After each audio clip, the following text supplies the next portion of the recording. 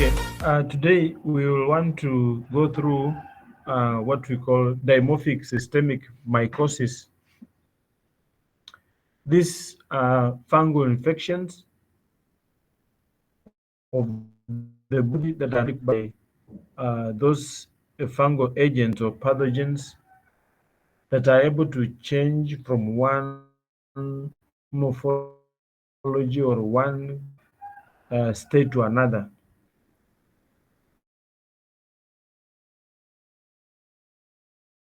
Changing to that is from mold to yeast, or it is also a way of overcoming or yeast to the physiological and cellular defenses of the normal body, hence making the viral mold rather to making the fungi to be more complicated or to treat or making itself to be able to uh, cause disease.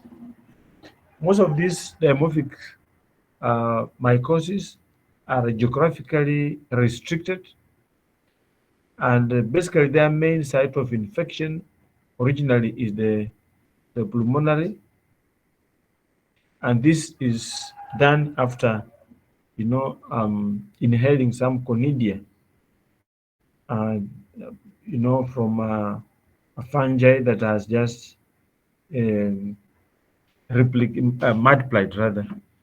So some of the common disease under this category, that's dimorphic fungi, that can camouflage from one state to another.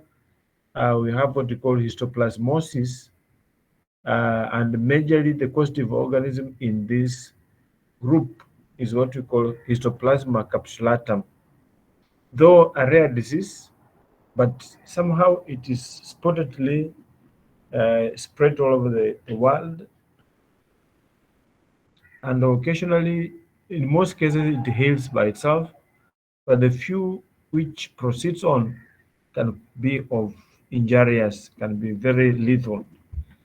Same to coccidioidomycosis, which is caused commonly by coccidioids, immitis, and then we have another group is called another disease called plastomycosis, majorly caused by a fungi called Plastomyces dermatitidis. And then finally, we have this group, common group of disease from what we call paracoidioidomycosis, paracoc- paracoccidioidomycosis, which is caused by paracocidioides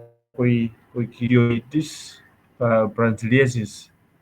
So this paracoccidioides brasiliensis, it is more of in the category of what we call the histoplasmosis, the causing histoplasm, no, rather coccidioidomycosis group.